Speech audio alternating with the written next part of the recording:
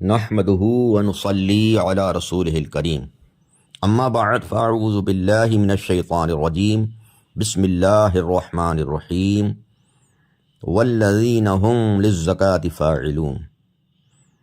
اللہ پاک اپنے قرآن پاک میں ارشاد فرماتا ہے والذین هم للزکاة فاعلون، اس کا ترجمہ ہے، مطلب ہے اور فلاح وہ پاتے ہیں، یعنی کامیابی وہ پاتے ہیں جو زکوٰۃ ادا کرتے ہیں۔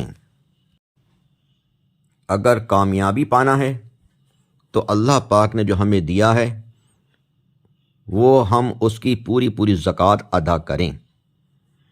اللہ پاک کا ایک جگہ اور ارشاد ہے جس کا ترجمہ ہے جو لوگ بخل کرتے ہیں یعنی کنجوسی کرتے ہیں اس کے ساتھ جو اللہ نے ان کو اپنے فضل سے دیا، وہ یہ گمان نہ کریں، یہ نہ سمجھیں کہ یہ ان کے لیے بہتر ہے، بلکہ یہ ان کے لیے برا ہے۔ اس چیز کا قیامت کے دن ان کے گلے میں طوق ڈالا جائے گا جس کے ساتھ وہ بخل کرتے تھے، کنجوسی کرتے تھے۔ اللہ پاک فرماتا ہے جو لوگ سونا اور چاندی جمع کرتے ہیں اور اس کو اللہ تعالیٰ کی راہ میں خرچ نہیں کرتے ہیں، انہیں دردناک عذاب کا ڈر سنا دو۔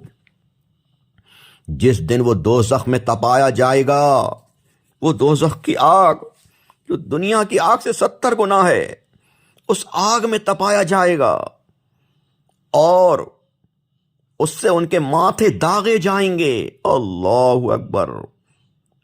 وہ تپایا ہوا مال جب ماتھے پر لگے گا تو کیسا لگے گا؟ اور اس بے زکاتی مال سے ان کی کروٹیں اور پیٹھیں داغی جائیں گی اور ان سے کہا جائے گا یہ وہ ہے جو تم نے اپنے نفس کے لیے جمع کیا تھا، اب چکھو اپنے جمع کیے کرتوت کا مزہ۔ اللہ اکبر! میرے پیارے اچھے اسلام بھائیو، ہم بہت کمزور ہیں، ہم سے ایک بجھی ہوئی تلی برداشت نہیں ہوتی، اگر پیر رکھ جائے تو چیخ نکل جاتی ہے، ذرا سی چنگاری ہمارے اوپر آ جائے چیخ نکل جاتی ہے، گرمی ہم سے برداشت نہیں ہوتی، جاڑ ہم سے برداشت نہیں ہوتا، تو جہنم کی آگ کا تپایا ہوا یہ سونا چاندی جب داغا جائے گا تو کیسے برداشت کریں گے؟ صحیح بخاری شریف میں ہے، حدیث ابو ہریرہ رضی اللہ تعالی عنہ سے مروی، رسول اللہ صلی اللہ تعالی علیہ وسلم فرماتے ہیں جس کو اللہ تعالی نے مال دیا اور وہ اس کی زکوٰۃ ادا نہ کرے تو قیامت کے دن وہ مال گنجے سانپ کی صورت میں کر دیا جائے گا۔ گنجے مال، وہ مال گنجے سانپ کی صورت میں کر دیا جائے گا۔ گنجا سانپ ہوگا وہ، جس کے سر پر 2 آنکھیں ہوں گی، وہ سانپ اس کے گلے میں طوق بنا کر ڈال دیا جائے گا، پھر اس کے جبڑے کاٹے گا اور کہے گا میں تیرا سونا چاندی ہوں جس کی تو نے زکوٰۃ نہیں دی تھی، پھر اس کی ناک میں گھسے گا۔ اللہ اکبر! میرے پیارے اچھے اسلامی بھائیو، غور کرو، تکلیف کیسے برداشت ہوگی؟ ایک سانپ اس کے جبڑے کاٹے گا، ناک میں گھسے گا۔ یاد رکھیں زکوٰۃ نہ دینے والوں کو آگ کے سانپ اور بچھو ڈسیں گے۔ اللہ اکبر! ہمارے پیارے آقا صلی اللہ علیہ وسلم فرماتے ہیں زکوٰۃ کی رقم جس مال میں ملے گی اس کو ہلاک کر دے گی۔ بعض علماء کرام نے اس حدیث سے مراد لیا ہے کہ مالک نصاب پر زکوٰۃ فرض ہو گئی، یعنی سال پورا گزر گیا اور زکوٰۃ نہ دی تو کل مال ہلاک ہو جائے گا۔ امام احمد علیہ الرحمہ فرماتے ہیں معنی یہ ہیں کہ مالدار شخص زکوٰۃ کو اپنے مال میں ملا کر رکھے گا تو یہ اس کے مال کو بھی برباد کر دے گا کہ زکوٰۃ مستحق کے لیے ہے۔ حدیث میں ہے جو قوم زکوٰۃ نہیں دے گی وہ قحط میں مبتلا ہو جائے گی۔ اللہ اکبر! رسول پاک صلی اللہ علیہ وسلم فرماتے ہیں اللہ پاک نے اسلام میں 4 چیزیں فرض فرمائی ہیں کلمہ شریف کے بعد۔ کلمہ شریف کے بعد جو ان میں سے 3 ادا کرے تو وہ اسے کچھ کام نہیں دیں گی جب تک پوری 4 ادا نہ کرے، اور جو شخص زکوٰۃ نہیں دے گا اس کی کوئی نیکی قبول نہیں ہوگی، کیونکہ وہ حق العباد میں گرفتار مستحق عذاب نار ہے، یعنی بندوں کو حق مار رہا ہے، اب وہ جہنم کا حقدار ہے۔ جو جتنا بڑا مالدار ہے اتنا ہی بڑا زکوٰۃ خور ذلیل و خوار ہے، اس سے اتنا ہی بڑا حساب لیا جائے گا، اس کو اتنا ہی عذاب دیا جائے گا کہ زکوٰۃ ادا نہیں کی۔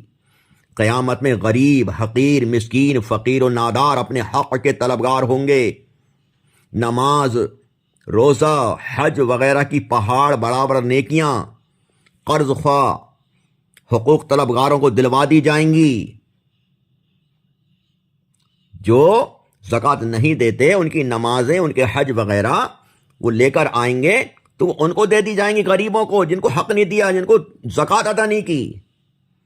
پھر بھی طلبگار باقی رہ جائیں گے تو ان کے گناہ اس قرض مند پر لاد کر دوزخ میں جھونک دیا جائے گا۔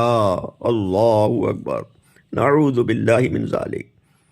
زکوٰۃ اسلام کا پل ہے جو جنت کا راستہ ہے، اس پل سے سب کو گزرنا ہے۔ میرے پیارے اسلامی بھائیوں، اس آسانی کے لیے زکوٰۃ ادا کریں۔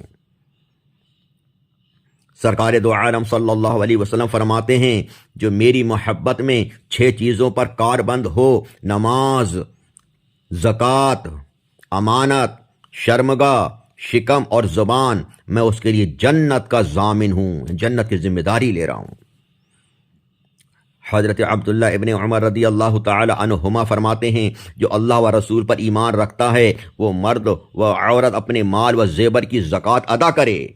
جو اللہ و رسول پر ایمان رکھتا ہو وہ سچ بولے یا خاموش رہے۔